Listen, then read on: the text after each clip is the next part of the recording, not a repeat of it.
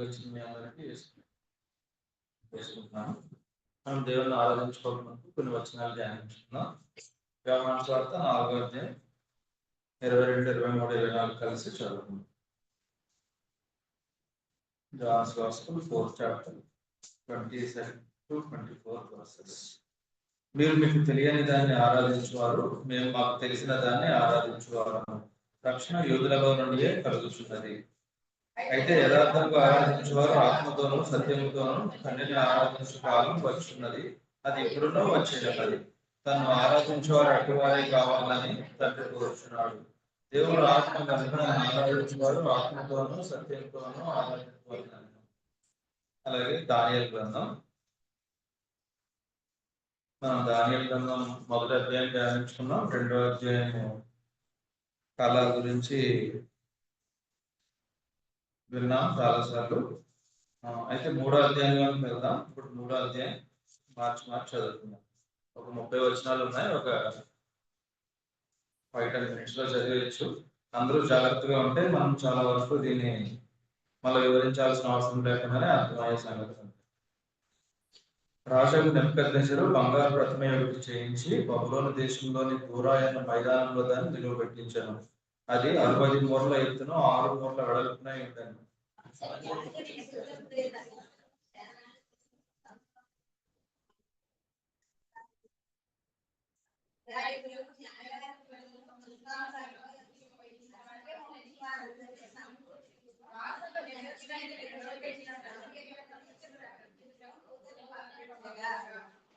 అధిపతులను, సేనాధిపతులను, సంస్థానాధిపతులను, మంత్రులను, ఖజానాదారులను, ధర్మశాస్త్ర విధాయకులను, న్యాయాధిపతులను, సంస్థానములలో ఆధిక్యం వహించిన వారందరూ రాజుకు నెబుకద్నెజరు నిలువబెట్టించిన ప్రతిమ యొక్క ప్రతిష్టకు కూడి వచ్చి రాజుకు నెబుకద్నెజరు నిలువబెట్టించిన ప్రతిమ ఎదుట నిలుచుండిరి.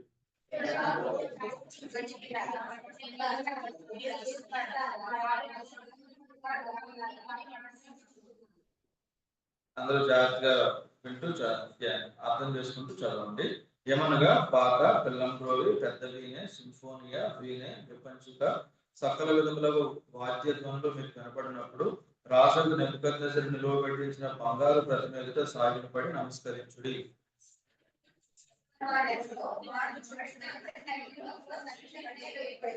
సకల జంటకు బాక, బెల్లంప్రోవి, పెద్ద వీణె, సింఫోనియా, విపంచిక, సకల విధములకు వాద్యధ్వనులు వినపడగా ఆ జనులను, దేశస్థులను, ఆయా భాషలు మాట్లాడే వారిని సాగిలపడి రాజుకు నెబుకద్నెజరు నిలువబెట్టించిన బంగారు ప్రతిమకు నమస్కారం చేసిరి.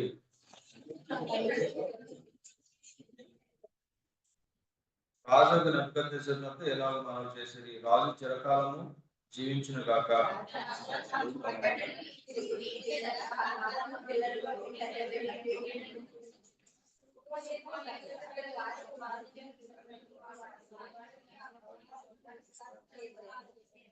సాగిలపడి నమస్కరింపని వాడెవడో వాడు మండుచున్న అగ్నిగుండంలో వేయబడును.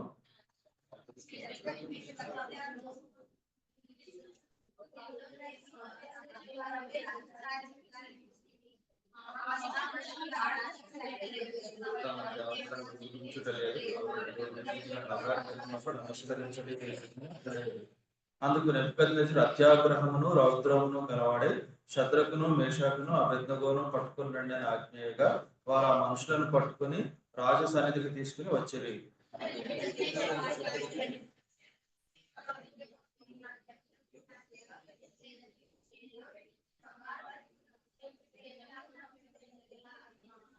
బాకాను, బెల్లంప్రోవిని, పెద్ద వీణెను, వీణెను, సింఫోనియాను, విపంచికను, సకల విధములకు వాద్యధ్వనులు మీరు విను సమయంలో సాగిలపడి నేను చేయించిన ప్రతిమకు నమస్కరించుటకు సిద్ధముగా ఉండిన ఎడల సరే, మీరు నమస్కరింపని ఎడల తక్షణమే మండుచున్న వేడిమి గల అగ్నిగుండంలో మీరు వేయబడతారు. నా చేతిలో నుండి మిమ్మల్ని విడిపింపగల దేవుడు ఎక్కడనున్నాడు?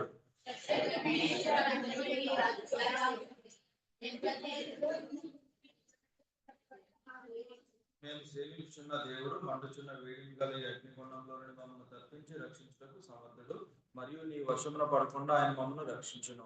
ఒకవేళ ఆయన రక్షింపకపోయినను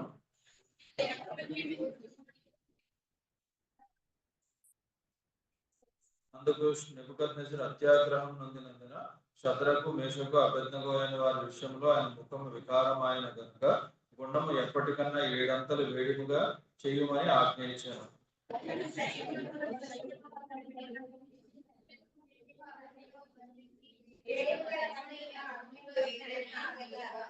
వారు వారి అంగీలను, నిలువుటంగీలను, పై వస్త్రములను, తక్కిన వస్త్రములను తీయకయే యున్నపాటును ముగ్గురిని వేడిమి కలిగి మండుచున్న ఆ గుండము నడుమ పడవేసిరి.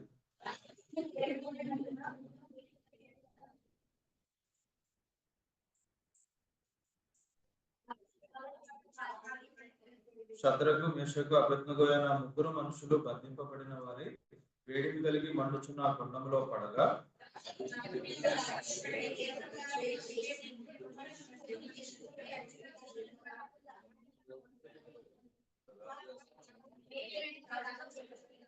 అందుకు రాజు, నేను 4 మనుషులు బంధకములు లేక అగ్నిలో సంచరించుట చూస్తున్నాను, వారికి హాని ఏమీ కలగలేదు.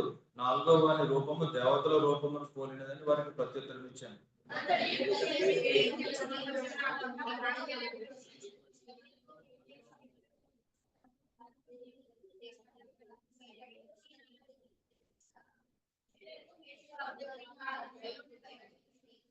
అధిపతులను, సేనాధిపతులను, సంస్థానాధిపతులను, రాజు యొక్క ప్రధాన మంత్రులను కూడి వచ్చి ఆ మనుషులను పరీక్షించి వారి శరీరంలో అగ్ని ఏ హాని చేయకుండాటయు, వారి తల వెంట్రుకలలో ఒకటైనను కాలిపోకుండాటయు, వారి వస్త్రములు చెడిపోకుండాటయు, అగ్ని వాసనయనను వారి దేహములకు తగులకుండాటయు చూచిరి.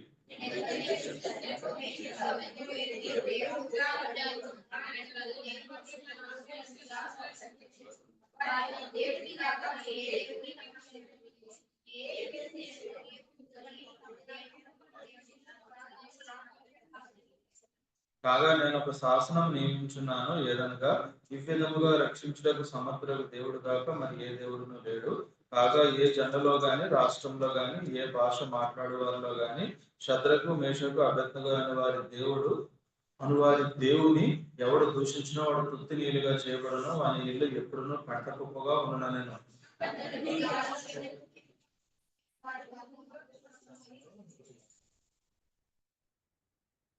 మన పిల్లలు తండ్రి ఈ సమయంలో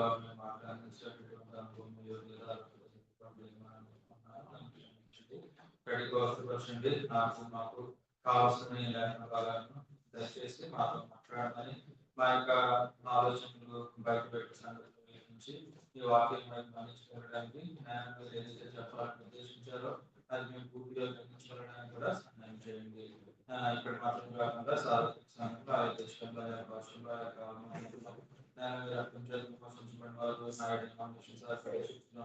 ప్రతి ఒక్కరూ ఆరాధిస్తుండగా ముఖ్యంగా వారి జీవితాల్లో చేయడానికి రక్షించబడి సంతోషపడడానికి ప్రతి ఒక్కరూ వారి అక్కడ తీర్చుకోవడానికి సమయం మారుస్తున్నాయి. ఈ చిన్న కూడా సమావేశాన్ని కోరుకుంటూ ఈ చిన్న ప్రార్థన పెట్టుకుంటున్నాం తండ్రి.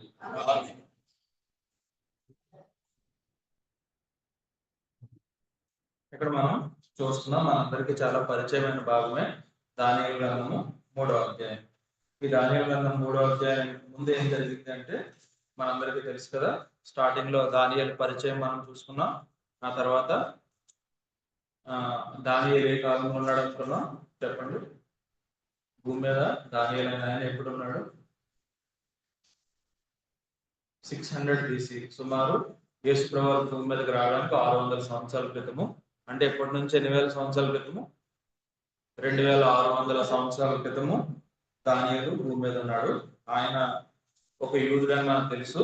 ఆయన కాలంలో వారు ఎలాంటి పరిస్థితులు ఉన్నారంటే వారు ఉంటున్న దేశము చెరలోకి వెళ్ళిపోయింది. వారి దేశాన్ని వేరే దేశం నుంచి జయించింది. వారు క్యాప్టివిటీలోకి వెళ్ళిపోయారు. ఆ సందర్భంలో వాళ్ళు ఒక టీనేజ్ బాయ్స్, 14-15 సంవత్సరాల వయసున్న యవనస్తులు, ఆ సమయంలో వారు ఆ దేశంలో ఉన్నప్పుడు జరిగిన సంఘటనలు ఇవంతా చరిత్ర. 2వ అధ్యాయంలో మనము ఆ సమయంలో ప్రపంచాన్ని జయిస్తున్న రాజు నెబుకద్నెజరు, ఆయన కాలంలో జరిగిన సంఘటనలు. కనుక ఈ నెబుకద్నెజరు సుమారు 43 సంవత్సరాలు బబులోను సామ్రాజ్యాన్ని పరిపాలించాడు. ఆయన పరిపాలన ప్రారంభంలో ఫస్ట్ వెళ్ళి యూదులను జయించుకుని 3 బ్యాచెస్ కింద వారిని తీసుకొని వచ్చాడని అనుకున్నాం. ఈ ఫస్ట్ బ్యాచ్ లో వచ్చిన వాళ్ళలోనే దానియేలు, షద్రక్, మేషక్, అబేద్నెగో ఉన్నారు. అయితే ఆ రాజుకు వచ్చిన కళ ఏంటనుకున్నాం మనం చాలాసార్లు చెప్పాం కనుక 2వ అధ్యాయాన్ని మనం ఎక్కువగా ధ్యానించకుండా 3వ అధ్యాయంలోకి వెళ్తున్నాం. ఒక పెద్ద విగ్రహం ఉంది, కళలో దర్శనం కళలో చూస్తున్నాడు. తల ఎలా ఉంది? తల ఏమో బంగారమయమే ఉంది.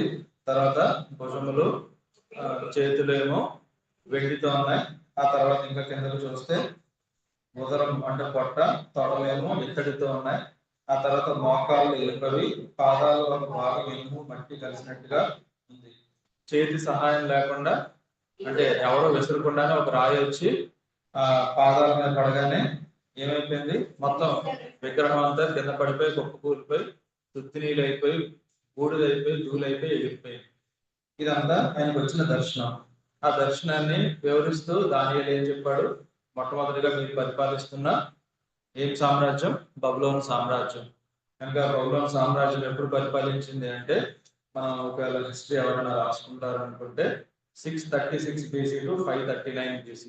యేసుప్రభు భూమి మీద రావడానికి 636వ సంవత్సరం నుంచి 539వ సంవత్సరం వరకు పరిపాలించింది. కనుక మనం గమనిస్తే ఈ చరిత్ర అంతా మనకి చరిత్ర కానీ దేవునికి ఏంటి? దేవునికి చరిత్ర లేదు, భవిష్యత్తు లేదు. ఎందుకని? మనకి టైం ఉంది కానీ దేవునికి టైం లేదు. మనందరికి టైము, స్పేస్, మ్యాటర్ అని చెప్పుకుంటాం కదా. దేవునికి అవి ఏమీ లేదు. ఎందుకంటే నేడు ఎప్పుడు ఆయనకి ఇవాళ. ఎందుకంటే పగలు లేదు, రాత్రి లేదు. పరలోకానికి వెళ్ళిపోయాక మనం 1000 సంవత్సరాలు అయిందని చెప్పుకోవడానికి పగలుండి రాత్రి ఉంటే మనం ఒక రోజు అయిందని చెప్పుకుంటాం. ఇంకా పరలోకంలో అలా ఉండదు. అందుకే పరలోకాన్ని ఏమంటారంటే ఇంకెప్పటికీ చీకటి లేని పగలు, నరకం ఏంటి ఇంకెప్పటికీ పగలు లేని రాత్రి. కనుక అటువంటి పరలోకంలో ఉంటున్న దేవునికి ఇదంతా ఏమి పెద్ద మ్యాటర్ ఏమి కాదు. ఎందుకంటే మనుషుల్ని పుట్టించేది ఆయనే, మనుషులకి వారు చేసే ప్రతి పనిని అనుమతించేది ఆయనే. వారు ఎలాంటి పని చేసినా కానీ ఆయనకి నచ్చేది జరిగించుకోగలిగిన సమర్థుడు, సార్వభౌముడు.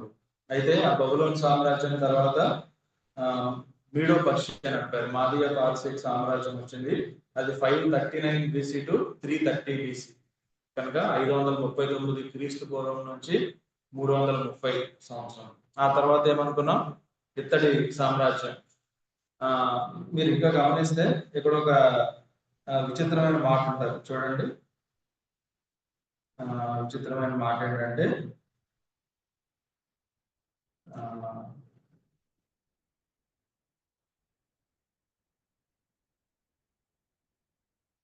39వ వచనం చదవండి. దానియేలు ఏమన్నాడంటే 2:39లో తాము చనిపోయిన తర్వాత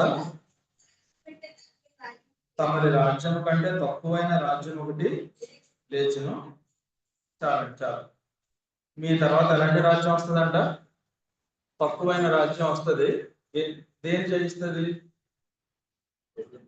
ఎక్కువైన రాజ్యాన్ని జయిస్తుంది. అర్థమైందా మీకు? తక్కువైన రాజ్యం వస్తుంది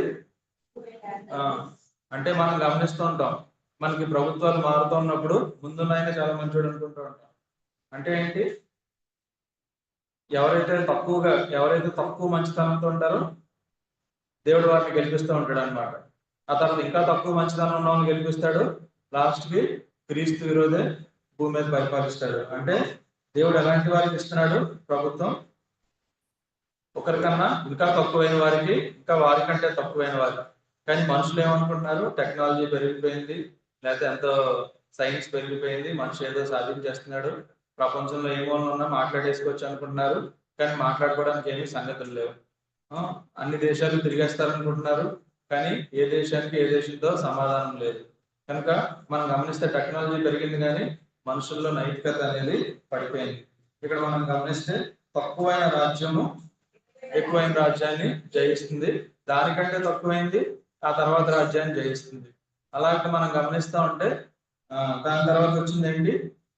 ఇత్తడి ఏంటనుకున్నాం?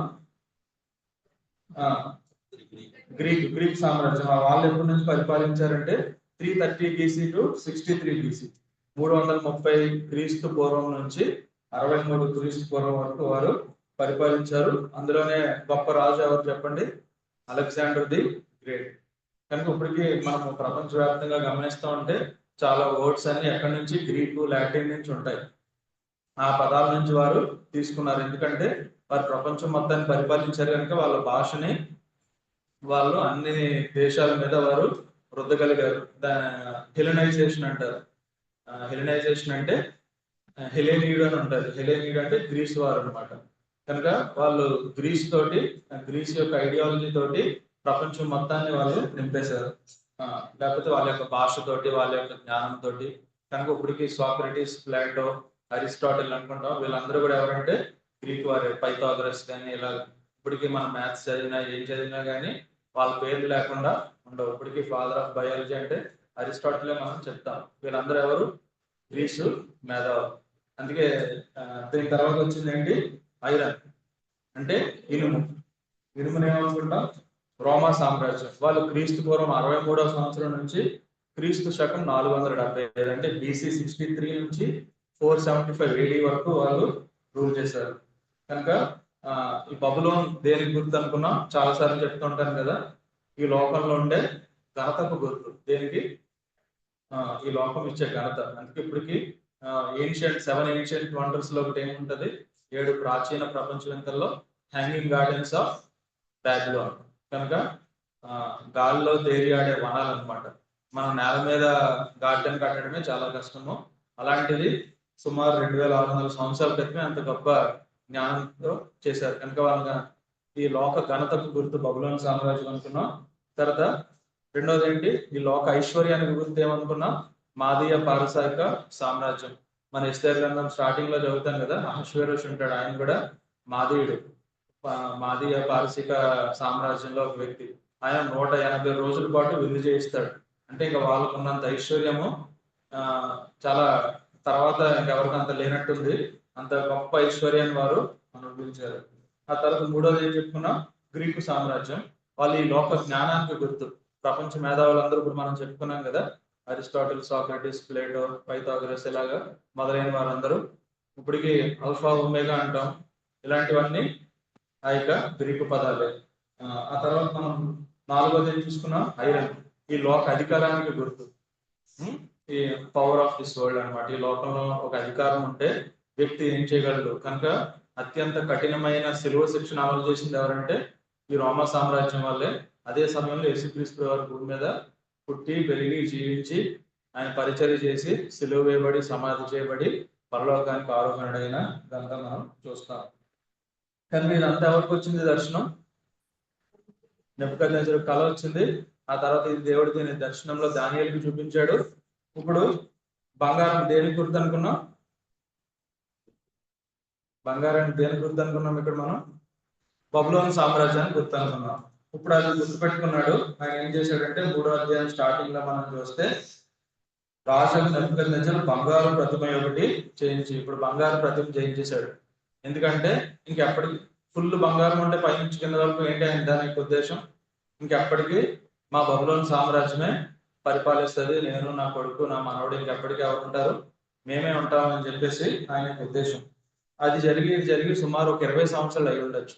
కనుక నిన్న కళ వచ్చింది, వేళ బంగారు ప్రతిమ పెట్టేసాడు అనుకోవడానికి లేదు. ఎందుకంటే మనం గమనిస్తే అట్లీస్ట్ 20 years అయి ఉండొచ్చు. బబులోను రాజు యెరూషలేం వెళ్ళి 3 సార్లు వాళ్ళని దండెత్తి వచ్చాడు. కనుక ఈ 3rd టైం జరిగినట్టు మనం గమనిస్తాం. ఈ అధ్యాయంలో గమనిస్తే మనము ముఖ్యమైనది ఏంటంటే విశ్వాసము, అగ్ని వంటి శ్రమ. ఈ రెండు ముఖ్యమైనవి. ఇక్కడ ఏమున్నాయి చెప్పండి? ఈ అధ్యాయం అంతా దేని చుట్టూ తిరుగుతుంది? విశ్వాసము, అగ్ని వంటి శ్రమ. బహుశా అందుకే చూడండి, పేతురు భక్తుడు ఈ మాట రాస్తాడు. 1 పేతురు పత్రిక 1వ అధ్యాయము 7వ వచనం. నశించుకోవ సువర్ణము అగ్ని పరీక్ష వలన శుద్ధపరచబడుచున్నది కదా, దానికంటే అమూల్యమైన మీ విశ్వాసం మీ శోధనల చేత పరీక్షకు నిచ్చినది. యేసుక్రీస్తు ప్రత్యక్షమైనప్పుడు మీకు మెప్పును, మహిమయు, ఘనతయు కలుగుటకు కారణం. కనుక ఒకటి విశ్వాసము, రెండోది అగ్ని వంటి శోధన లేదంటే పరీక్ష అని మనం అనుకోవచ్చు. కనుక ఈ అధ్యాయం అంతా మనకి గమనిస్తే 4 సంగతులు కనిపిస్తాయి. మొట్టమొదటి ఏంటంటే నిజమైన విశ్వాసము సవాళ్ళను స్వీకరిస్తారు. అయితే నిజమైన విశ్వాసము సవాళ్ళను ఎదుర్కొంటారు. మొదటి 12 వచనాల్లో మనం చూస్తాం. True faith కన్ఫ్రంట్స్ the challenge. నిజమైన విశ్వాసం ఏం చేస్తుంది?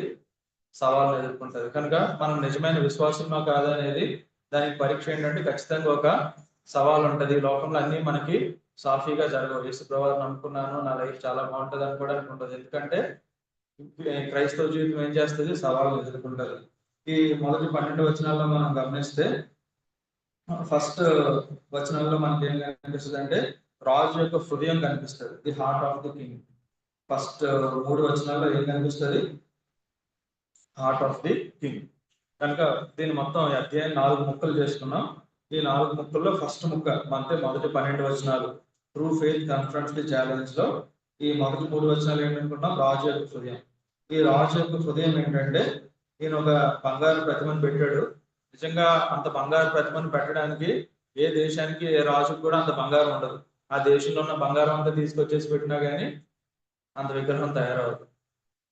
కనుక మొత్తం అంతా ఈ చెక్కతోటో రాయితోటో చేయించేసి పైన బంగారు పూత చేయించుండొచ్చు. అయితే ఆయన ఏం చేశాడంటే 8 రకాల అధికారులు, చూడండి ఎంతమంది అధికారులు ఉన్నారు? అధిపతులు, సేనాధిపతులు, సంస్థానాధిపతులు, మంత్రులు, ఖజానాదారులు, ధర్మశాస్త్ర విధాయకులు, న్యాయాధిపతులు, సంస్థానంలో ఆధిక్యం వహించిన వారు.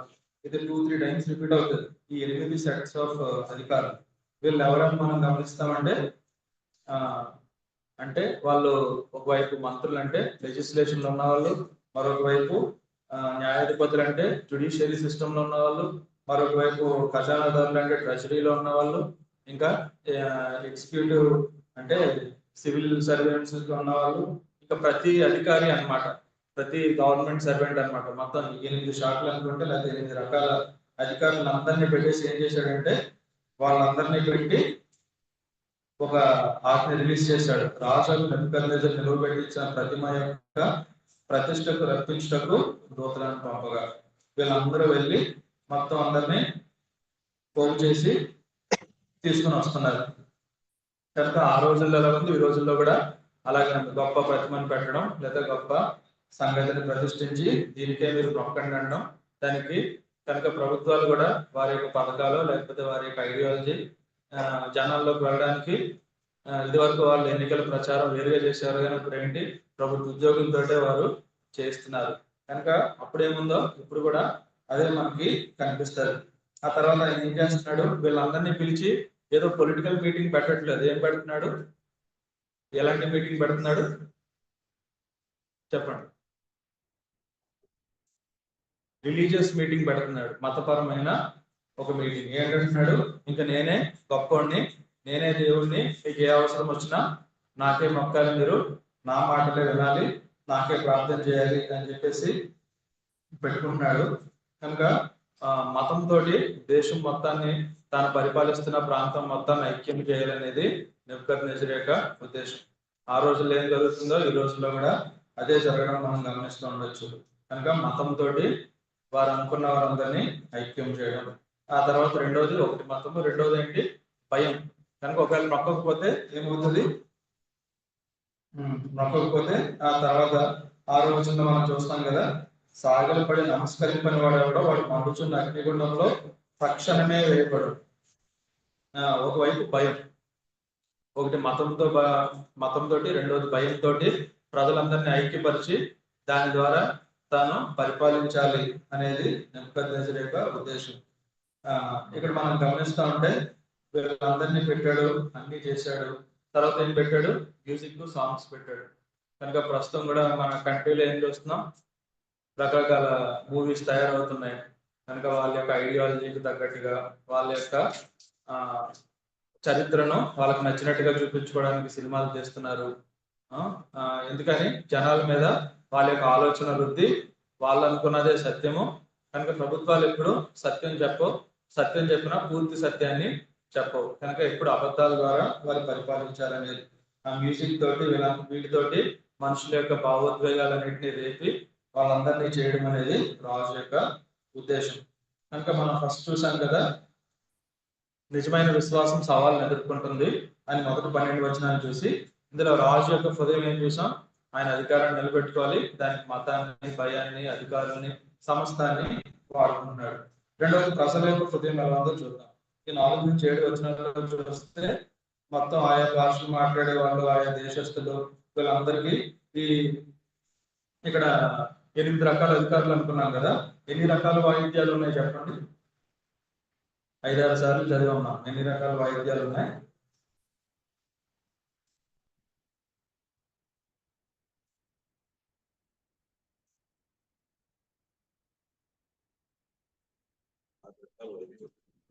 6 రకాలు ఉన్నాయి. 6 టైప్స్. బాకా, కల్లంగ్రోవి, పెద్ద వీణ, సింఫోనియా, వీణె, విపంచిక.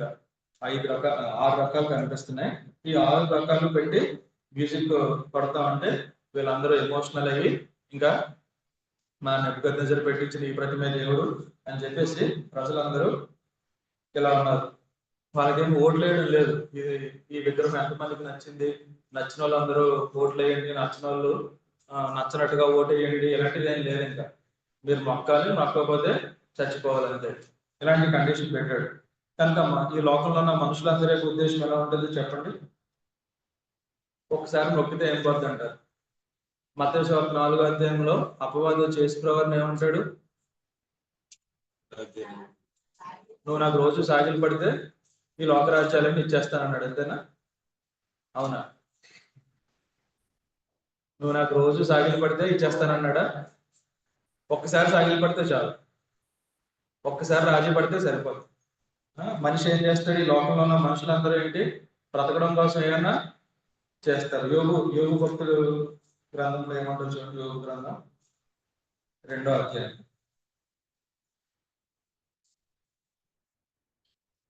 యోగు గ్రంథం 2వ అధ్యాయం 4వ వచనం. అపవాది చర్మము చర్మమును తన ప్రాణమును కాపాడుతున్నట్టుగా తనకు కలిగినది యావత్తును నరుడు ఇచ్చింది కదా. కానీ తన ప్రాణం కాపాడుకోవడానికి ఏం చేస్తాడంటే మనిషి తనకు కలిగింది యావత్తు ఇచ్చేస్తాడు. ఎవరు చెప్తున్నారు ఇది? అపవాది చెప్తున్నాడు. సాతానుడు ఏం చెప్తున్నాడు అంటే మనిషి గురించి తన ప్రాణం కాపాడుకోవడానికి తనకు కావాల్సిన మొత్తం ఇచ్చేస్తాడు. కనుక ఈ లోకంలో ఉన్న వాళ్ళందరూ ఏం చేస్తున్నారు? వాళ్ళు బ్రతకడం కోసం ఏమైనా ఇచ్చేస్తారు. వాళ్ళు సుఖంగా బ్రతకాలి, దానికోసం అబద్ధమైనా పర్లేదు, మోసమైనా పర్లేదు, అన్యాయమైనా పర్లేదు, చుట్టూరు కళ్ళ ముందు జరిగే అబద్ధాన్ని మొత్తం వాళ్ళు నిజమని నమ్మడానికి సిద్ధంగా ఉన్నారు. మరి నిజమైన విశ్వాసం ఎలా ఉండాలి? వాళ్ళు కూడా తమ ప్రాణం కాపాడుకోవడానికి మొత్తం ఇచ్చేయాలా? చూడండి, యోహాను సువార్త 12వ అధ్యాయం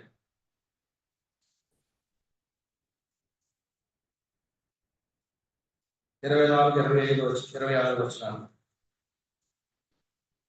గోధుమ గింజ భూమిలో పడి చావకుండా ఏడల అది ఒంటిగానే ఉండను, అది చచ్చిన ఏడల విస్తారంగా ఫలించును. తన ప్రాణమును ప్రేమించేవాడు దాన్ని పోగొట్టుకునను, ఈ లోకంలో తన ప్రాణమును ద్వేషించేవాడు నిత్య జీవం కొరకు దాన్ని కాపాడుతున్నాడని మీతో నిశ్చయంగా చెప్తున్నాను. ఒకడు నన్ను సేవించిన ఏడల నన్ను వెంబడించవలను, అప్పుడు నేను ఎక్కడ ఉండునో అక్కడ నా సేవకుడును ఉండును. ఒకడు నన్ను సేవించిన ఏడల నా తండ్రి అతన్ని కనపరుచును. ఇక్కడ మనం ఏం గమనిస్తున్నాం చెప్పండి? ఈ లోకంలో ఉన్న వాళ్ళు తన ప్రాణం కాపాడుకోవడానికి యావత్తు ఇస్తే, నిజమైన దేవుని బిడ్డలు దేవుని కోసం ఏం చేస్తారు? తమ ప్రాణాలు ఇచ్చేస్తారు. కనుక మనం ఇటువైపు ఉన్నాం. కనుక ఈ ఉదయం దేవుని ఆరాధించడానికి వచ్చిన మనము మన యొక్క విశ్వాసం ఖచ్చితంగా ఒక రోజు ఏమవుతుంది? పరీక్ష లేకపోతే సవాళ్ళను ఎదుర్కొనే రోజు ఒకటి రాబోతుంది. కనుక ఆ రోజు మన ప్రాణం కాపాడుకోవడానికి ఇచ్చేస్తామా మిగతా అన్ని? లేదంటే నా ప్రాణం కన్నా నేను నమ్మిన సత్యమే గొప్పది, నేను నమ్మిన దేవుడే గొప్పవాడు అనే వైపు ఉన్నాము. కనుక ఇక్కడ మొట్టమొదటిగా రాజు యొక్క హృదయం ఎలా ఉంది? ఎలాగైనా అధికారాన్ని నిలబెట్టుకోవాలి. దానికి మతాన్ని వాడుతున్నాడు, భయాన్ని వాడుతున్నాడు, అధికారాన్ని వాడుతున్నాడు, మ్యూజిక్ పెడుతున్నాడు, సాంగ్స్ పెడుతున్నాడు, అన్ని పెడుతున్నాడు. రెండవది మనం చూస్తున్నాం ప్రజల యొక్క హృదయం ఎలా ఉంది? రాజు ఏమన్నా చేయని గాక, మేము బ్రతకాలి, మేము సుఖంగా ఉండాలి, ఇబ్బందులు లేకుండా ఉండాలి, మేము మా పిల్లలు బాగుండాలని వాళ్ళకున్న సమస్తాన్ని ఇచ్చేసి వాళ్ళు రాజు పడిపోయే వాళ్ళు ఉన్నారు. మూడవది మనం ఎవరిని గమనిస్తామంటే 8-12 వచనంలో మనం గమనిస్తే ముగ్గురు యోధ మనుషులు ఉన్నారు. ఎవరు ముగ్గురు? షద్రక్, మేషక్, అబేద్నెగో. వీరిని ఇక్కడ మనం చూస్తున్నాం. ఆ సమయమందు కల్దీయులలో కొందరు ముఖ్యులు వచ్చి యూదుల పైన కొండెములు చెప్పి రాజు నెబుకద్నెజరు వద్ద ఎలాగూ మనవి చేసిరి. కనుక షద్రక్ మేషక్ అబేద్నెగో ఆ విగ్రహానికి మొక్కట్లేదని రాజు గమనించాడా లేకపోతే మనుషులు గమనించారా? రాజు ఏం గమనించలేదు, మీరు ఎందుకురా నాకు మొక్కట్లేదని. ఎవరు గమనించారు? కనుక మనం డైరెక్ట్ ప్రభుత్వం మనల్ని ఏం చేయదు, కానీ ఏం చేస్తుంది, మన చుట్టూ ఉన్న కొంతమంది మనుషులు ప్రభుత్వానికి అమ్ముడిపోయి లేదంటే మనల్ని ద్వేషించి వారు మనల్ని హాని చేయాలి, మనల్ని ప్రభుత్వానికి అప్పగించాలి అనే ఆలోచనతోటి, లేదంటే మన మీద మనల్ని నష్టపరచాలనే ఉద్దేశం. వాస్తవానికి కల్దీల్లో కొందరు ముఖ్యులు వచ్చి ఎవరైనా చెప్పినారు కొండలు యూదుల పైన. ఆ కల్దీల్లో కొందరు ముఖ్యులు ఎవరో చెప్పండి. ఆ కల్దీల్లో కొందరు ముఖ్యులు ఎవరు?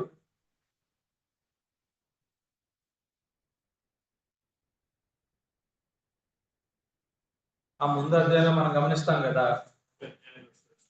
చూడండి 2:18. తాను తన స్నేహితులను బబులోనులో తక్కిన జ్ఞానులతో కూడా నశింపకుండానట్లు ఆ కళ యొక్క మర్మం చాలు.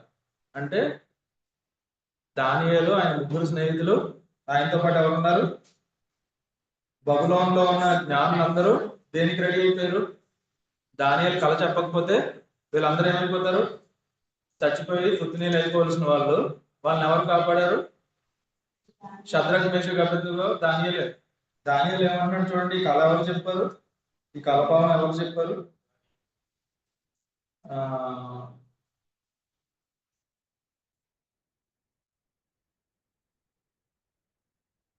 మేము అంటాడు చూడండి, అక్కడ నేను చెప్పానంట దానియేలు.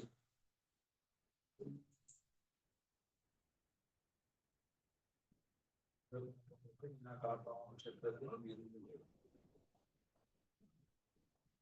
28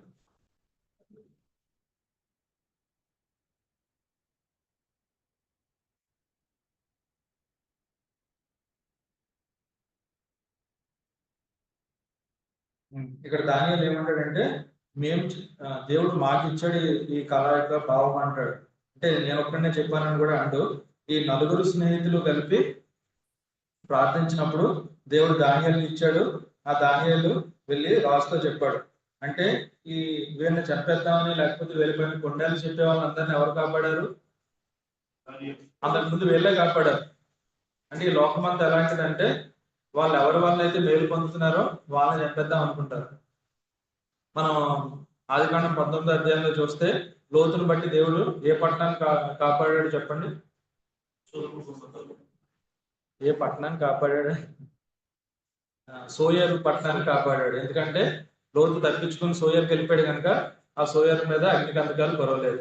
అదే అపోస్తలుల కార్యాలు 26వ అధ్యాయంలోకి వెళ్ళిపోతే వాళ్ళు ఎవరిని చంపేద్దాం అనుకుంటారు? పౌలుని చంపేద్దాం అనుకుంటారు. కానీ దేవుడు ఏం చేశాడు? ఆ పౌలుని బట్టి ఆ 276 మంది అనుకుంటా వాళ్ళందరిని ఏం చేశాడు? దేవుడు కాపాడాడు. కనుక ఈ లోకం ఏమనుకుంటది? నిజమైన దేవుని భక్తులను విశ్వాసాన్ని హింసించాలనుకుంటది. వాస్తవానికి ఈ లోకాన్ని దేవుడు ఇంకా దేని వల్ల కనికరిస్తున్నాడు చెప్పండి? నిజమైన ప్రార్థనా పరులు, నిజమైన దేవుని బిడ్డలు, విశ్వాసాలు ఎవరున్నారో వారి ద్వారా కాపాడుతున్నాడు. కనుక ఎప్పుడైతే సంఘం ఎత్తబడుతుందో ఇంకా భూమి మీద నిజమైన విశ్వాసం ఎవరు ఉంటారు? ఇంకంతే ఏమవుతుంది? మహాశ్రమల కాలం మొదలైపోతుంది. అది రీసెంట్ గా 3 days మీటింగ్స్ లో కూడా మనము జూమ్ లో పెట్టిన వాటిలో కూడా మనం విన్నాం. 1 దశలోనిక పత్రిక 4వ అధ్యాయము 13 నుంచి 18లో సంఘం ఎత్తబడటం కనిపిస్తుంది. అదే అధ్యాయం స్టార్టింగ్ లోనే ఏముంటది? మహాశ్రమల కాలం మనం చూస్తాం. ప్రకటన 2-3 అధ్యాయాల్లో సంఘం ఉంటది. ఇక 4వ అధ్యాయం నుంచి సంఘం కనిపించదు. 4-5 అధ్యాయాల్లో పరలోకంలో ఆరాధన జరుగుతుంది. ప్రకటన 6వ అధ్యాయంలో ఏం జరుగుతుంది? వెంటనే భూమి మీద శ్రమలు ప్రారంభమవుతాయి. కానీ ఇక్కడ మనం గమనిస్తున్నాం, వీళ్ళు ఏం చేశారంటే వీళ్ళ మీద వీళ్ళు మొక్కట్లేదు అని కొండలు చెప్తున్నారు. వెళ్ళి రాజు ముందు వారిని తిరిగించారు. వాళ్ళు ఏమంటున్నారంటే వీళ్ళు ఎవరంట ఏమని చెప్తున్నారంటే 11వ వచనంలో 12వ వచనంలో, రాజా తాము షద్రకు మేషకు అబేద్నెగో అయిన ముగ్గురు యూదులను బబులోను దేశంలోని రాజకార్యంలో విచారించడానికి నియమించింది. ఆ మనుషులు తమరి ఆజ్ఞను లక్ష్య పెట్టలేదు కనుక వాళ్ళు మీ గవర్నమెంట్ లో ఎంప్లాయీస్ ఉన్నారు, వాళ్ళే మీ మాట వినట్లేదు అని చెప్పేసి చెప్తే వెంటనే ఈ రాజుకి ఏమొచ్చేసింది? అత్యాగ్రహం, రౌద్రం వచ్చేసింది. వెంటనే ఆయన పిలిపించాడు. ఏంటి మీరు నా దేవతను పూజించట్లేదు, నేను పెట్టిన బంగారు ప్రతిమకి నమస్కరించట్లేదు నిజమా అని అడిగితే, అడిగి ఏమంటున్నాడు 15వ వచనంలో, నా చేతిలో నుండి మిమ్మల్ని విడిపింపగల దేవుడు ఎక్కడున్నాడు, నేను మిమ్మల్ని పోనించుటకు యెహోవా ఎవరు అన్నాడు. ఎవరు చెప్పండి? ఫరో. నిర్గమకాండము 5వ అధ్యాయం 1వ వచనంలో మనం చూస్తాం, నేను మిమ్మల్ని పోనించుటకు ఫరో ఎవడు, యెహోవా ఎవడు అని చెప్పేసి ఫరో అన్నట్టు మనం చూస్తాం. అలాగే ఇక్కడ ఈయన ఏమంటున్నాడు, యెహోవా ఎవడని చెప్పి మేము విడిపింపగల దేవుడు ఎక్కడ ఉన్నాడు అని చెప్పేసి ఈయనకి ఈయనే దేవుడిలాగా ఫీల్ అయిపోతూ అడుగుతూ ఉంటే, వీళ్ళు ఏమంటున్నారు, శద్రక్ మేషక్ అబేద్నెగోయు రాజుతో ఎలా చెప్పిరి, నెబుకద్నెజరు దీని గురించి నీకు ప్రత్యుత్తరం ఇవ్వాలన్న చింత మాకు లేదు. దేనికి చింత లేదు? ఏ చింత లేదు వాళ్ళకి? మీ దేవుడు ఎక్కడ ఉన్నాడో అని అడిగాడు కదా, మా దేవుడు ఎక్కడ ఉన్నాడో చెప్పాల్సిన అవసరం మాకు లేదంటున్నారు. అర్థమైందా? చాలా సార్లు ఏమనుకుంటారంటే, కొంతమంది క్రైస్తవులు, కొంతమంది ఎక్కువ వాక్యం తెలియని వాళ్ళు క్రైస్తవ్యాన్ని మేమే కాపాడాలనుకుంటారు, లేకపోతే మేమే కాపాడేస్తున్నాం అనే భ్రమలో ఉంటారు. కనుక క్రైస్తవ్యాన్ని, క్రీస్తు రాజ్యాన్ని ఎవరు కాపాడుతున్నారు? ఆయన సంఘాన్ని యేసుప్రభువే కాపాడుతున్నారు. మనమేమి యేసుప్రభు పేరునో ఆయన సంఘాన్ని కాపాడే పరిస్థితుల్లో లేము. కనుక మేము క్రైస్తవ్యాన్ని కాపాడుతామని చెప్పేసి యూట్యూబ్ లో రకరకాల మంది తయారైపోయి వాళ్ళ క్యూఆర్ కోడ్లు, వాళ్ళ స్కాన్లు పెట్టేసి స్కాన్ చేసి మాకు డబ్బులు వేయండి, మేము పలానా మీటింగ్ పెడతాం, మేము పలానా తరపున కోర్టులో వాదిస్తాం, మేము లాయర్ని పెడుతున్నాం. ఇవన్నీ నమ్మకూడదు మనం. ఎందుకని? మనల్ని కాపాడే దేవుడు కానీ దేవుని పేరుని కాపాడేది మనం కాదు. కనుక ఇందుని గురించి నీకు ప్రత్యుత్తరం ఇవ్వాలన్న చింత మాకు లేదు. మేము స్నేహించున్న దేవుడే పండుచున్న వేడిని గల అగ్నిగుణంలోంచి మమ్మల్ని రక్షించడానికి సమర్థుడు. ఒకవేళ ఆయన రక్షింపకపోయినా కానీ మేము మీ దేవతలను పూజించాము. కనుక వీరి యొక్క విశ్వాసం ఏంటంటే, వారి లోపల ఉన్న భావోద్వేగాన్ని బట్టి వారేమీ మారిపోవట్లేదు. లోపల భయం ఉంటది, మేము చచ్చిపోతే మా కుటుంబాలు ఏంటి, మా భార్యలు అంటే వాళ్ళు ఆ సమయంలో వారు వివాహం అయిన వారు కాదు, కానీ ఒకవేళ వారి మీద డిపెండ్ అయిన వాళ్ళు ఎవరో ఒకరు ఉంటారు, లేకపోతే మేము వెళ్ళిపోతే యూతులకి పనులు చేసే వాళ్ళు ఎవరు ఉంటారు, అలాంటి ఆలోచన లేదు. ఈ లోకంలో ఉన్న వాళ్ళు సలహాలు ఏమిస్తారు, మీరు చచ్చిపోయి అగ్నిలో పడి చచ్చిపోయే కన్నా బ్రతికుంటే యూతులకు సాయం చేయొచ్చు కదా, ఆఫీస్కి వచ్చినప్పుడు మీరు హెల్ప్ చేయొచ్చు కదా, ఇలాంటి సలహాలు ఇచ్చి ఉండొచ్చు వాళ్ళకి ఎవరన్నా. కానీ వారికి అలాంటిది ఏమి లేదు. మేము చనిపోయినా పర్లేదు అంటే లోపల వాళ్ళు ఉన్న ఫీలింగ్స్ ని పట్టించుకోవట్లేదు, వాళ్ళ చుట్టూ ఉన్న పరిస్థితులను పట్టించుకోవట్లేదు, భవిష్యత్తులో రాబోయే కాన్సిక్వెన్సెస్ కూడా వాళ్ళు పట్టించుకోవట్లేదు. కనుక ఈ నిజమైన విశ్వాసం ఏం చేస్తుందంటే, ట్రూ ఫెయిత్ కన్ఫ్రంట్స్ ది ఛాలెంజ్ అనమాట. అనుకున్నాం కదా, నిజమైన విశ్వాసం సవాళ్ళను ఎదుర్కొంటది. ఆ తర్వాత true faith confesses the lord. ఈ 13 నుంచి 18లో మనం ఏం చూస్తున్నామంటే, నిజమైన విశ్వాసము దేవుణ్ణి పబ్లిక్ గా ఒప్పుకుంటారు. కనుక రహస్య క్రైస్తవుడు అనే పదం ఏమి లేదు. క్రైస్తవుడు అంటే అందరి ముందు క్రైస్తవుడు, లేదంటే కాదు అంతే. రహస్యంగా క్రైస్తవుడు అనే పదానికి అర్థం లేదు. అందుకే మనం హెబ్రీ పత్రిక 11వ అధ్యాయంలో చూస్తే మొత్తం అందరూ విశ్వాసవీరులు, గొప్ప గొప్ప అద్భుతాలు జరిగిన వాళ్ళు కనిపిస్తారు. అబ్రహాం, ఇస్సాకు, యాకోబు వీళ్ళందరూ. హెబ్రీ పత్రిక 11వ అధ్యాయంలో మనం చూస్తే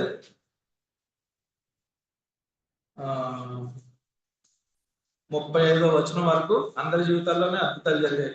అందరూ యుద్ధంలో తప్పించుకున్నారు, అగ్ని బాధాన్ని చల్లార్చారు, ఖడ్గదాన్ని తప్పించుకున్నారు, మృతులైన వారిని పొందుకున్నారు, అన్నీ ఉన్నాయి. 30వ వచనం నుంచి చూస్తే మరికొందరు తిరస్కారము, కొరడా దెబ్బలు, బంధకాలు, ఖైదు, రాళ్ళతో పట్టుబడ్డారు, రంపాలతో పోయబడ్డారు. ఇవన్నీ మనం చూస్తాం. అంటే దేవుడు తప్పిస్తాడు, తప్పించకపోతాడు, ఆయన రక్షిస్తాడు, రక్షింపకపోతాడు భూమి మీద భౌతికంగా మనల్ని. కానీ ఆయన పరలోకంలో మన యొక్క స్థానానికి, మన యొక్క నిత్య రక్షణకి ఏమాత్రము డోకా లేదు. ఇలా వారు దేవుని ముందు నిలబడతారు. కనుక చరిత్ర ఏం చెప్తుందంటే, మొదటి 19 శతాబ్దాల్లో అంటే ఫస్ట్ 19 సెంచరీస్ లో చనిపోయిన హతసాక్షుల కన్నా 20th సెంచరీలో చనిపోయిన హతసాక్షులు ఎక్కువ అంటారు. అంటే మనం ఏమనుకుంటాం, ఆదిమ సంఘంలోనే హింస ఉంది అనుకుంటాం. అది ప్రతి సంవత్సరము లేకపోతే ప్రతి శతాబ్దంలోనే అది పెరుగుతూ వచ్చింది.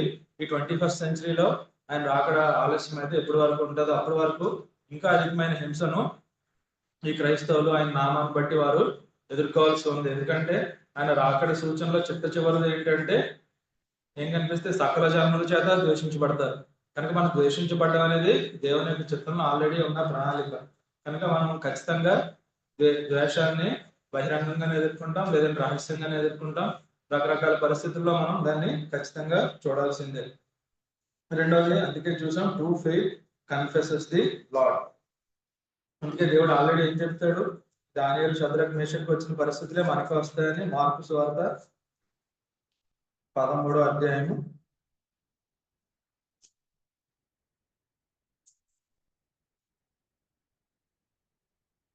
9వ వచనం. మిమ్మల్ని గూర్చి మీరే జాగ్రత్త పడి, వారు మిమ్మల్ని సభలకు అప్పగించెదరు, మిమ్మల్ని సమాజ మందిరములలో కొట్టించెదరు, మీరు వారికి సాక్షాత్తుమే అధిపతులు ఎదుగుతాను, రాజులు ఎదుగుతాను నా నిమిత్తము నిలువబడేదరు. కనుక మనందరం రాజుల ముందు, అధికారుల ముందు సాక్షాత్మై నిలబడాలి.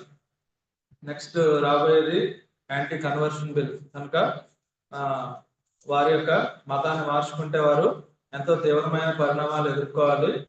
కనుక దానికి ఎవరు కంప్లైంట్ ఇవ్వకపోయినా కానీ కేసు ఫైల్ చేసే రాగా చట్టాన్ని తయారు చేస్తున్నారు కొన్ని రాష్ట్రాల్లో. అంటే నన్ను బలవంతంగా మార్చారని మారిన వ్యక్తి చెప్పకపోయినా కానీ సువార్త చెప్పిన వాళ్ళని లోపల పెట్టేశారండి చట్టాలు తీసుకొద్దామని యూపీలో, ఇంకా కొన్ని రాష్ట్రాల్లో, రాజస్థాన్లో వాటిల్లో అనుకుంటున్నారు. అంటే ఒక రకంగా గమనిస్తే ఎలాగైనా కానీ మనకి హింస అనేది రాబోతుందని దేవుడు ముందుగానే చెప్తున్నాడు. కనుక దేవుడు ప్రతిసారి కాపాడకపోవచ్చు, కానీ ఖచ్చితంగా ఆయన యొక్క గొప్పతనాన్ని మనం చూస్తాం. తర్వాత మూడవది ఏం చూస్తామంటే, true faith confirms the enemy. నిజమైన విశ్వాసం ఏం చేస్తుందంటే శత్రువుని కలవర పెడతాది. ఫస్ట్ ఏమనుకున్నాం, నిజమైన విశ్వాసము సవాల్ని ఎదుర్కొంటది. రెండవది నిజమైన విశ్వాసము దేవుణ్ణి ముందు ఒప్పుకునేలా చేస్తుంది, అంటే దేవుణ్ణి సమాజంలో ఒప్పుకునేలా చేస్తుంది. నిజమైన విశ్వాసం మూడవదిగా శత్రువుని కలవరపెడుతుంది. ఇక్కడ దానియేలు శద్రక్ మేషక్ అబేద్నెగోల్ని అగ్నిగుండం వేశారు. ఇంకా రాజు కోపం ఎక్కువైపోయింది, అగ్నిని ఏం చేశాడు, 7 అంతలు పెంచేశాడు. ఒకవేళ రాజు నిజంగా తెలివైనోడు అనుకోండి, ఏం చేయాలో తెలుసా మీకు, అగ్నిని పెంచకూడదు, తగ్గించాలి. అర్థమైందా నేను చెప్పింది మీకు? ఒక్కసారిగా బూడిదైపోయే కన్నా కొంచెం కొంచెం కాలేదు ఎక్కువ బాధ. కానీ రాజు ఏం చేశాడు, అగ్నిని 7 అంతలు, తన కోపాన్ని బట్టి 7 అంతలుగా అగ్నిని పెంచేశాడు. మళ్ళీ అగ్నిగుండం ఎంత ఉంది, 4 మనుషులు రౌండ్గా తిరిగేంత పెద్దగా ఉంది. అంటే ఏదో చిన్న కుంపటి లాంటిది కాదనమాట, ఒక బెడ్రూమ్ అంత ఉంటుంది. 4 మనుషులు రౌండ్గా తిరగాలంటే మనం చూసాం కదా. వారి ముగ్గురు, వారితో పాటు 4వ వాని ముఖము దేవత ముఖం అని కనిపిస్తుంది 25వ వచనంలో. అంత పెద్ద అగ్నిగుండము, అందులో వారిని వేసాడు. వాళ్ళని వేయడానికి, వాళ్ళని వేసిన వాళ్ళు కూడా కాల్చబడి చనిపోయారని మనం 22వ వచనంలో చూస్తున్నాం. ఆ సమయంలో వాళ్ళు కాలిపోకుండా 4 తిరుగుతూ ఉంటే రాజుకు కనిపించింది. కానీ ఇంక ఏ అధికారి మాట్లాడట్లేదు. చూసాం మనం అందులో ఇస్తాం, వీళ్ళు కాలిపోలేదు రాజా అని ఎవరు రాజుతో చెప్పట్లేదు. ఎందుకని, రాజును తక్కువ చేసినట్టుంటుందని అధికారులే భయపడుతున్నారు. వీడిని వేసేయండి ముందు లోపల అంటాడేమో, వీడు నాకు సలహా ఇస్తున్నాడు అని. కనుక ఇంకా రాజు ఏం చేస్తున్నాడు, రాజే స్వయంగా ఏమంటున్నాడు 26వ వచనంలో, అంతటి నెబుకద్నెజరు వేడిమి కలిగి మండుచున్న ఆ గుండము వాకిలి దగ్గరికి వచ్చి, శద్రక్ మేషక్ అబేద్నెగో అనే వాళ్ళారా, మహోన్నతులకు దేవుని సేవకులారా, బయటకు వచ్చి నా దగ్గర రండి అని పిలువగా. తన ముందు గొప్ప విగ్రహం ఉంది, మొత్తం ప్రపంచం అంతా దానికి మొక్కుతున్నారు. ఆ రాజే పెట్టించాడు ఆ విగ్రహాన్ని. ఇప్పుడు అదే రాజు ఏమంటున్నాడు, మహోన్నతులకు దేవుని సేవకులారా. కనుక మనం నిజంగా నిజమైన విశ్వాసాన్ని కలిగి ఉంటే అది రాజులను, ప్రభుత్వాన్ని కలవర పెట్టేదిగా ఉంటది. నామకార్థంగా ఉంటే ఏ రాజు కానీ ఏ ప్రభుత్వం కానీ ఎప్పుడు కలవరపడరు.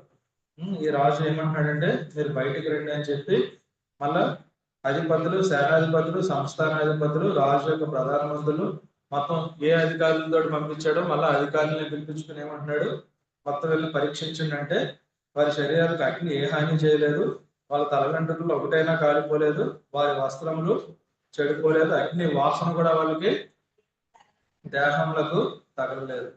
కనుక ఏమంటున్నాడంటే ఆ తర్వాత వర్షంలో, నెబుకద్నెజరు శద్రక్ మేషక్ అబేద్నెగో అని వీరి దేవుడు పూజార్కుడు, ఆయన తన దూత నంపి తనను ఆశ్రయించిన దాసులను రక్షించను, వారు తమ దేవునికి గాక మరి ఏ దేవునికి నమస్కరింపకయు ఏ దేవుని సేవింపకే ఉందమని తమ దేహంలో అప్పగించి రాజు యొక్క ఆజ్ఞను వ్యర్థపరిచింది. మనం రోమపత్రిక 12 అధ్యాయం చూస్తాం కదా, మొదటి వచనంలో సజీవ యాగంగా ఆయనకు సమర్పించుకున్నాడు అనే మాట మనం చూస్తాం. కనుక వారి యొక్క దేహాలతోటి ఆయనను కనపరిచారు. కనుక మాకు హృదయంలో దేవుడు ఉన్నాడండి, బయటకు ఎలా ఉంటామండి కాదు. హృదయంలో ఉన్నదని వారు ఏం చేశారు, వారి శరీరంలో, వారి యొక్క మాటల్లో, వారి యొక్క క్రియల్లో వారు దాన్ని చూపించారు. కానీ దానికి వంగడం, నమస్కరించడం, సాగిల పడడం ఏమీ వారు చేయలేదు. నాలుగోదిగా మనం ఏం చూస్తామంటే true faith confirms the promises. నిజమైన విశ్వాసము వాగ్దానాలను ఏం చేస్తుంది, రుజువుపరుస్తుంది, దృఢపరుస్తుంది. మొట్టమొదటిగా నిజమైన విశ్వాసం సవాళ్ళను ఎదుర్కొంటది. రెండవది నిజమైన విశ్వాసము దేవుని సమాజంలో ఒప్పుకునేలా చేస్తుంది. మూడవది నిజమైన విశ్వాసము రాజులను, ప్రభుత్వాన్ని కలవర పెడుతుంది. నాలుగవది నిజమైన విశ్వాసం ఏం చేస్తుందంటే దేవుని యొక్క వాగ్దానాన్ని రుజువుపరుస్తుంది. కనుక ఇక్కడ మనం గమనిస్తాం, ఆ యొక్క దేవుడు వారికి ఇచ్చాడు ఎన్నో వాగ్దానాలు. యెషయా గ్రంథం 43లో ఉంటుంది కదా, మనందరికీ తెలిసిన మాట. యెషయా గ్రంథం 43వ అధ్యాయము 2వ వచనం, నీవు జలములలో పడి దాటినప్పుడు నేను నీకు తోడేందును, నదులలో పడి వెళ్ళినప్పుడు అవి నీ మీద పొర్లి పారవు, నీవు అగ్ని మధ్య నడుచున్నప్పుడు కాలిపోవు, జ్వాలలు నిన్ను కాల్చవు. కనుక దేవుడు ఇచ్చిన వాగ్దానము వారి పక్షంగా నెరవేర్చాడు.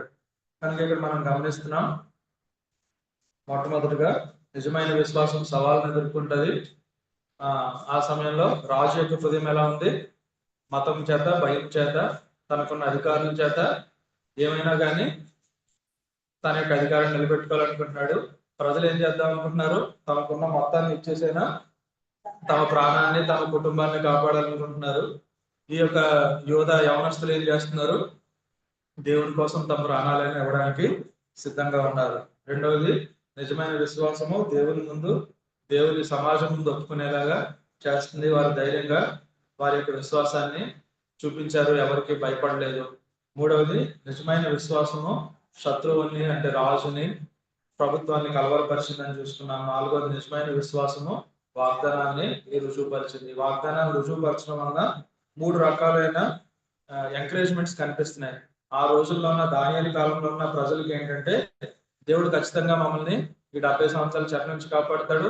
ఆ తర్వాత భవిష్యత్తులో రాబోయే అన్ని ప్రభుత్వాల నుంచి యూదులను అప్పుడు కాపాడిన దేవుడు ఇప్పుడు కాపాడుతున్న దేవుడు ఇంకెప్పటికీ కూడా కాపాడుతూనే ఉంటాడు. కనుక దేవుడు యూదులకు చెప్పినప్పుడు కూడా ఆయన ఒక మాట అంటాడు. ఇది ఏ కాలం అంట, లూకాసు వార్త 21వ కాలం అధ్యాయంలో మనం చూస్తాం. ఇది ఏ కాలం అని మనం చూస్తామంటే 24వ వచనం, లోక 21:24, వారి కత్తివాత పోవుదురు, చెరపట్టబడిన వారే సమస్త అన్యజనుల మధ్యకు పోవుదురు, అన్యజనుల కాలంలో సంపూర్ణమగు వరకు యెరూషలేము అన్యజనుల చేత త్రొక్కబడును. కనుక ఆ యొక్క బబులోను సామ్రాజ్యం, ఆది పారసీక సామ్రాజ్యం, ఆ తర్వాత గ్రీకు, రోమా, ప్రస్తుతం ఉన్న ప్రభుత్వాలు ఇవన్నీ ఏంటంటే అన్యజనుల కాలములు. కనుక అన్యజనుల కాలాలన్నిటికీ ఏముంటది, ఒక ముగింపు ఉంటది. ఆ తర్వాత ఏమవుతుందంట, ఇంకా భూమి మీద ఎన్నెన్నో జరుగుతాయి, సూచనలు జరుగుతాయి. ఆ తర్వాత 27వ వచనంలో అప్పుడు మనుష్య కుమారుడు ప్రభావంతోనూ మహామహిమతోనూ మేఘాలుడే వచ్చి చూద్దరు, ఇవి జరుగును ఆరంభించినప్పుడు మీరు ధైర్యం తెచ్చుకుని మీరు తరలెత్తుకుని మీ విడుదల సమీపించుచున్నదా నేను. కనుక ఇలాంటి దేవుని ప్రజలకు, దేవునికి వ్యతిరేకంగా జరుగుతున్న సంఘటనలు, యూదులకు వ్యతిరేకంగా జరుగుతున్న సంఘటనలు అన్ని చూసినప్పుడు మనం ఏం చేయాలంటే ధైర్యం తెచ్చుకోవాలి, తరలెత్తుకోవాలి. మన విడుదల ఏమవుతుంది, సమీపం అవుతుంది. ఈ యొక్క మట్టి శరీరం నుంచి మహిమ శరీరంలోకి మారిపోయే రోజు ఎంతో త్వరగా మన మధ్యకి రాబోతుంది. కనుక ఈ దానియేలు కాలంలో ఉన్న ప్రజలకు నిరీక్షణ, ఈ రోజుల్లో ఉన్న మనకేంటంటే ఈ శ్రమల్లోంచి దేవుడు అప్పుడు కాపాడి దేవుడు మనల్ని కాపాడుతాడు. వారి విశ్వాసాన్ని కోల్పోకుండా ఉండేలా చేయగలిగిన దేవుడు ఈ దినం మనకు చేస్తాడు. ఇవన్నీ మనం గమనించవచ్చు. కనుక ప్రకటన గ్రంథం 2వ అధ్యాయం 10వ వచనంలో ఏముంటది, అంతం వరకు సహించిన వాడికి రక్షించబడతాడు అని ఉంటది. వాడు జీవ కిరీటం పొందుకుంటాడు అనే సంగతి మనం చూస్తాం. ఆ తర్వాత మనం భవిష్యత్తుకి అలాంటి ప్రోత్సాహం ఇస్తుందంటే ఈ దానియేలు గ్రంథము 3వ అధ్యాయాన్ని ప్రకటన గ్రంథం 13, 14 అధ్యాయాలతో పోల్చి చెప్తారు. దానియేలు గ్రంథం 3వ అధ్యాయం దేనితో పోల్చి చెప్తారు, ప్రకటన 13, 14. ఈ దానియేలు గ్రంథం 3వ అధ్యాయంలో గొప్ప ప్రతిమను పెట్టాడు. ప్రకటన 13, 14లో ఏముంటది, క్రీస్తు విరోధి అబద్ధ ప్రవక్తతో కలిసి ఏం పెడతారు? ఒక ప్రతిమను పెడతారు. చూడండి ప్రకటన గ్రంథం 13వ అధ్యాయం. మనం ఏది చదివినా ఎక్కడికి తీసుకెళ్తుంది అంటే ఖచ్చితంగా అది భవిష్యత్తులో సంభవించబోయే సంఘటనలకు తీసుకెళ్తుంది.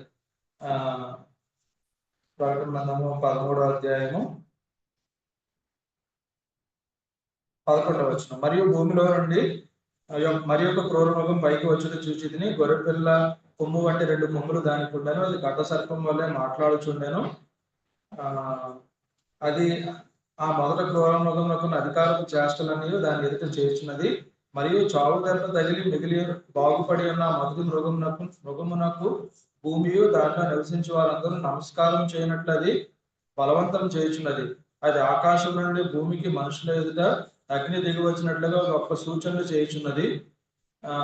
కత్తి దెబ్బ తినియు బ్రతికిన ఈ క్రూర మృగమునకు ప్రతిమను చేయవలనని అది భూనివాసులతో చెప్పుచు.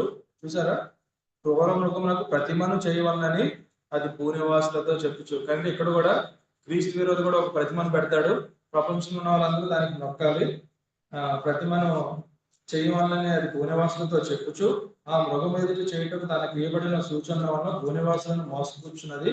మరియు ఆ మృగము యొక్క ప్రతిమ మాట్లాడినట్లును, ఆ మృగము యొక్క ప్రతిమకు నమస్కారం చేయని వారిని హతము చేయనట్లు ఆ మృగము యొక్క ప్రతిమకు ప్రాణం ఇచ్చుటకే దానికి అధికారం ఇవ్వబడెను. దానియేలు గ్రంథం 3వ అధ్యాయంలో ఉన్న ప్రతిమ మళ్ళా భూమి మీద శ్రమల కాలంలో క్రీస్తు విరోధి ఒక ప్రతిమను నిలబెట్టబోతున్నాడు. కనుక మనము రక్షించబడిన మనము ఆయన యొక్క రాజ్యంలో కొనుక్కోబడతాం సంఘం ఎత్తబడినప్పుడు. కానీ విడవబడిపోయిన వారు ఉంటారు, ఇంకా యేసు ప్రభువుని అంగీకరించిన యూదులు ఉంటారు, వారందరూ ఈ పరిస్థితుల్లో ఉంటారు. అయితే దేవుడు అక్కడ షద్రక్ మేషక్ అబేద్నెగోలను ఎలా కాపాడాడో ఈ 14వ అధ్యాయంలో మనం గమనిస్తే 1,44,000 మంది యూదులను, అంటే ఇక్కడ సింబాలిక్ గా నంబర్ ఉంది, దేవుడు ఎంతమందిని కాపాడుతాడు అనేది మనకి ఐడియా లేదు. కానీ వారిని అందరినీ దేవుడు ఏం చేస్తాడు? ఆ షద్రక్ మేషక్ అబేద్నెగోలను కాపాడినట్టే కాపాడుతాడు. కనుక ఆ ప్రతిమతో పోలికలు మనం గమనించవచ్చు. అక్కడ బబులోనులో నెబుకద్నెజర్ ఎలాగైతే క్రూరంగా ఉన్నాడో ఇక్కడ కూడా క్రీస్తు విరోధి అంతే క్రూరంగా ఉన్నట్టు మనం చూస్తాం. ఇక్కడ మళ్ళా ప్రకటన 13లో మనం ఏం చూస్తామంటే చివరిలో బుద్ధి గలవాడు మృగము యొక్క సంఖ్యను లెక్కింపునేమో, అది ఒక మనుషుని సంఖ్యయే, ఆ సంఖ్య 666. ఇందులో జ్ఞానం కలదు. ఇక్కడ ఎంత చూసాం? నెంబరు 666. ఇక్కడ దానియేలు గ్రంథం 3వ అధ్యాయంలో మనం గమనిస్తే స్టార్టింగ్ లో చూడండి, ఫస్ట్ వచనంలో అది 60 మూరల ఎత్తు 6 మూరల వెడల్పు రాయండి. 60 కనిపిస్తుంది, 6 కనిపిస్తుంది. వాడు ఎన్ని రకాల వాయిద్యాలు ఉన్నాయి? 5 అంటున్నారు, 7 అంటున్నారు, ఇందాక 6 రకాలు ఇందాక మనం చూసుకున్నాం కదా. కనుక ఇక్కడ కూడా సింబాలిక్ గా 3 6లు కనిపిస్తున్నాయి. కనుక అందుకే దానియేలు 3వ అధ్యాయాన్ని ప్రకటన 13, 14 అధ్యాయాలకి పోలికగా చెప్తూ ఉంటారు. కనుక మనం ఇదంతా గమనించినప్పుడు ఏంటి, ఈ అధ్యాయం అంతా ఫెయిత్ అండ్ ఫెయిరీ ట్రయల్, విశ్వాసము దాని వల్ల కలిగే అగ్ని పరీక్ష. కనుక మనము ఇలాంటి నిజమైన విశ్వాసాన్ని ఎప్పుడు కలిగి ఉంటామంటే దేవుడు ఎవరో తెలిస్తే, దేవుడి వాక్యం మనం చదువుతూ ధ్యానిస్తూ ఉంటే, దేవుని ప్రజలతో సహవాసంలో ఉంటే మనం అటువంటి విశ్వాసాన్ని కలిగి ఉంటాం. అటువంటి విశ్వాసాన్ని కలిగి ఉన్నప్పుడే మనం దేవునికి నిజమైన ఆరాధన చేయగలుగుతాం. లేదంటే ఇక్కడికి వచ్చి కేవలం 104 మాటలు ఆరాధన చేస్తాం, లేదంటే ఒక 3-4 పాటలు పాడతాం, వెళ్ళిపోతాం. అంతేగాని మన యొక్క జీవితం నిజమైన ఆరాధనగా దేవునికి ఈ రీతిగా ఆరాధించడానికి దేవుడు మనకు సహాయం చేయండి.